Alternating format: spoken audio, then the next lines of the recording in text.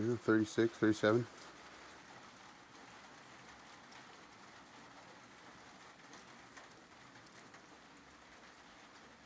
Hey folks, good morning. Well, I was planning on doing some milling today and I don't know about that. It's about 37 degrees and it is raining to beat all heck, folks. Uh-oh, the light's on in the McPrivy over there. Must be in use. Look at this rain, folks. It is melting everything. It is wet. It is gross. After a cup of coffee and some breakfast, I think I'll have to get in that back room and double check on the little bit of flooding that was going on back there. Water and LiFePO batteries don't mix. Folks, I'll tell you, sometimes this off-grid stuff, it'll challenge you. That's the way I look at it. It will challenge you. In this case, I had hoped to fall at least a tree. I've got plenty that I need to fall. I'd hope to fall at least one, and I got 3 logs over there. One's really small. One is, maybe get some 2x6 out of, and one I think I can get a D log out of. So I'd hope to do that, run the mill today, see if that battery is going to survive. I haven't replaced it yet. This trip was all about getting up here and trying to get the power swapped out and get stuff run a little bit better. Obviously not as good as it needs to be due to the weather, but we got a lot done. I'm really happy with what we were able to get done, and I'll drop a link down below for you in the description for that video if you haven't seen it. Kind of fun. We had pretty much an awesome day of getting wet and taking care of a lot of business and trying to get my batteries taken care of and getting my power run. My old Jarheads mug. I love these mugs. They're pretty cool. You can see them down below. Been crazy. This is a really crazy late part of January. I've seen it out here, and I don't remember seeing this warming up like this and raining as much as it is. It's like there's a Pineapple Express running through here. I mean, 37 degrees, yeah, it can rain, but raining for days? We need the water. But, you know, and I guess up in the mountains it'll be good because there's lots of snow. So, poor Lance is going to have to pack up his tent there in the rain unless it stops raining on us. That is very unfortunate. I guess it's putting his tent to the test, folks. We're going to find out how well that tent does, I suppose. And I'm sure he stayed pretty warm. He's got a nice heater in there. But yeah, this is crazy. Just water running everywhere. Well, I think it's time to go in and have breakfast. And then, I don't know, maybe pack first. Get mostly packed out so that if the rain stops, maybe I can get a couple logs milled up. That's the plan. So let's go in and get some breakfast. All right. It's warm in here, 75 degrees. Breakfast today, folks. Ham, cheese, bacon, and eggs. Freeze-dried eggs. Actually, what I'll do is, if I've only got a couple fresh eggs, I'll mix up some freeze-dried eggs, throw the fresh eggs in. That helps a little bit with consistency. Frankly, when freeze-dried eggs are scrambled, they're perfectly fine, but I'll sometimes add a couple fresh ones if I still have them. I had 2 left, so I'll add those in. And then, honestly, it was canned ham, which I love canned ham. I don't know if you've ever had it, but it's good. Better than Spam. And some bacon that I had and seasoning. Throw it all in there. Put some, some cheese on top. Melt that on. Breakfast is ready with some sourdough bread. Let's get her done. Time to eat. And then get out there and see what we can get done today. Let's get to it.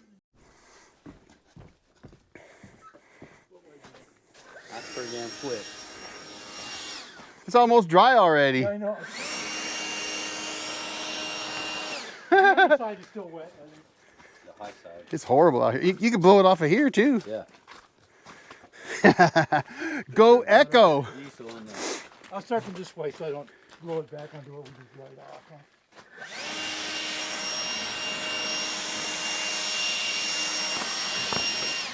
As I slip and slide down the ice. Yeah, just saying, like, I got this up over my head so my center of gravity's off. Yeah.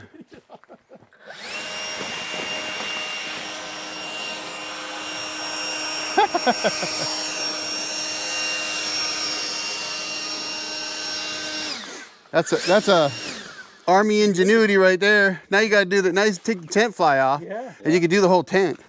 And you probably could do down there too and get all the water off the pad. Yeah, that worked pretty good. This ice is insane, dude. It's just a mess. Holy smokes. Oh, that is slippery. It's going to be nightmare going down the hill. Holy smokes. Well, it's a good thing we didn't plow it, because that would have been terrible. Oh, yeah, this is terrible. It's an ice rink. Well, folks, this 37-degree weather and all this rain we've had has made a mess. It is bad. It is slippery. Just trying to walk here in this, you know, I plowed this out with the hopes of running my mill today. Well, yesterday originally, but that didn't happen. And then I was thinking today, oh, it's bad, folks. This is terrible. So I'm not thinking I'm going to be running the mill today. We'll see. I'm not totally giving up yet. I mean, I'll put some sawdust down. I do have a log sitting right there. But holy smokes. Oh, got a lot done this trip. It's been a good trip so far. You can tell I couldn't stand here in a t-shirt. It ain't that cold out. I mean, it's like 37 degrees, maybe 38. It's feeling pretty good. So I thought I'd talk to you a minute about something I saw on one of the social media sites recently. And it was a question that somebody asked whether or not you could actually earn a living running a sawmill. And I have to tell you, the answer to that question is yes. So the video's over, you can leave now. No, really, you could. But I think it's important to understand that if you want to run a business, there's a couple things that you've really got to take into account. Number one, starting and running a business does take a lot of work. Now, if you're watching this, you probably already know that, and that's okay. But let's be honest, any business is at the mercy of the market, whether we like it or not.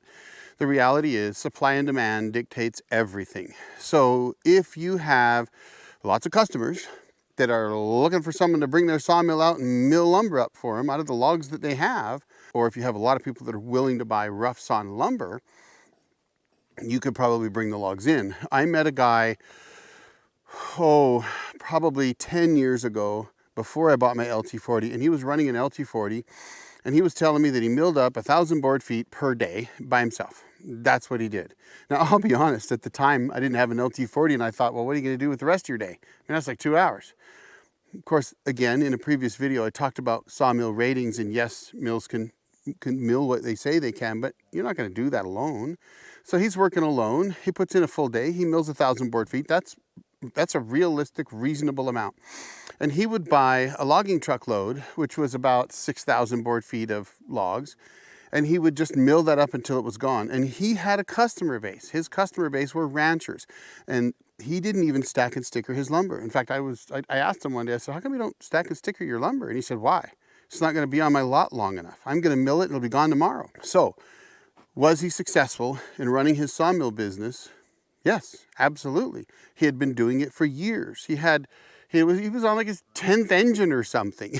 It was crazy. Maybe it wasn't his 10th engine. Maybe it was his 4th. I don't know. But he was milling literally millions of board feet of lumber because he milled 5 days a week, 52 weeks out of the year, pretty much. And just 1,000 board feet a day. So, I mean, if you mill 200 days in the year, well, that's 200,000 board feet per year. So in 10 years, 2 million board feet. I think he'd been doing it longer than that, maybe 20 years. He'd been doing it a long time. So could you run a portable sawmill business successfully? Absolutely you could. But folks, you have to always remember, what is it you're going to do in that business? Are you going to be like I was, and you're going to run remote only? I didn't run my sawmill business right here and sell lumber. Selling lumber wasn't what I was into. So could you do that and be successful? Well, I think you could if there weren't that many other people around. I could mill as much as I wanted. Now, I had a full-time job, so I generally only milled on weekends, holidays, and vacation time. I made, at the time, about 18 grand a year. 16 to 18 plus, in that range, milling part-time. Now, that's not a full-time job. That's not $60,000 a year. However, I was doing it part-time. Could I have done more? Yes, I could have, and I know people that did it. However, I think it's important to understand that you always have to remember the market is going to dictate whether or not your business can be successful or not. You can be the best business person in the world, but if people aren't buying lumber, well, it's going to be kind of hard to run your sawmill business. Or if lumber prices have just tanked because nobody's building, it's going to be hard to make a profit. So I know a lot of guys bought sawmills during the big crunch after COVID or during COVID, where sawmills were shut down, people needed lumber, lumber was unbelievably priced. You could buy a sawmill for 30 or 40 grand, crank out a bunch of lumber and pay your sawmill off super fast. Lickety split, done. I paid mine off in 13 months before all of that. So could you do it? Sure you could. But then today, lumber's not exactly a gold mine. And there's lots and lots of people that bought these sawmills. So if you're one of these people that bought one of these sawmills, could you be successful in running a business? Again, yeah, I think you can. But again, you've got to know your market. You got to know how many other guys are out there. Are you experienced? If you're the new guy that's never run one of these more than 20 or 50 hours or 100 hours, are you really going to compete with guys that have run them 500, 1,000, 3,000, 10,000 hours? I think you could compete with them, but you've got to be realistic about understanding what that actually means, right? Like when I first started out and I had my LT10, well, I knew that I could only mill around 100 to 150 board feet an hour. And that was with my son.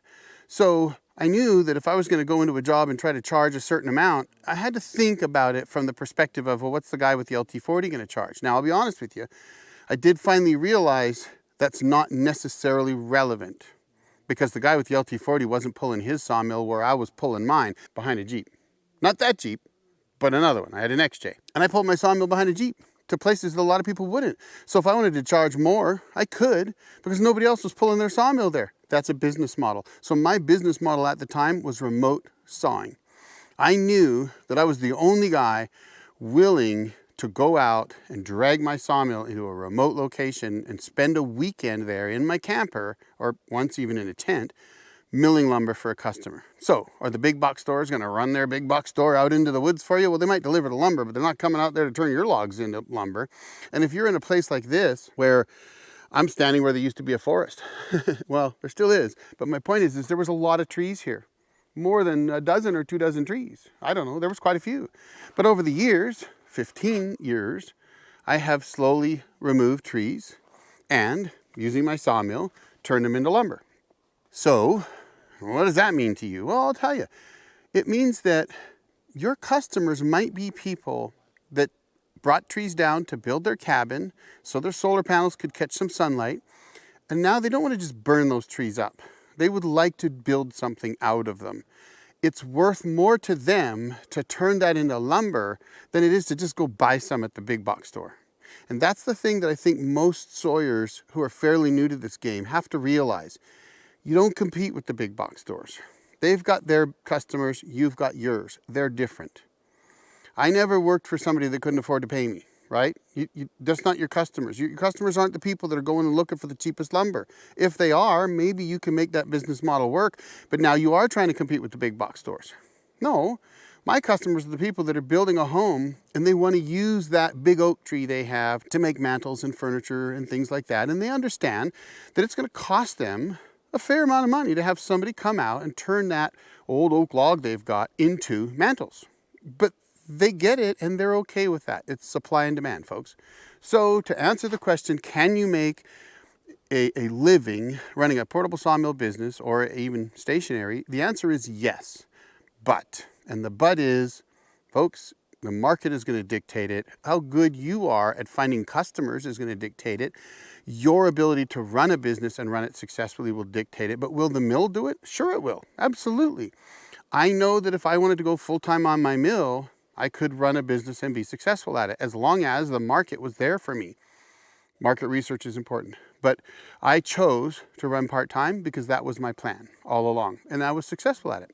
I had no problem. And I was actually barely able to keep up with the workload that I had and couldn't take every job and would hand those jobs off to other people because I just didn't want to work that much. So you absolutely could. So there you have it, folks. Yes, you can. Hey, appreciate your watching. Do me a favor, if you got any value out of this video, hit that subscribe button for me. It helps the channel out. I really appreciate it if you do. I'll drop another video right here for you to check out. Thanks for watching, everybody. Old Jarhead out.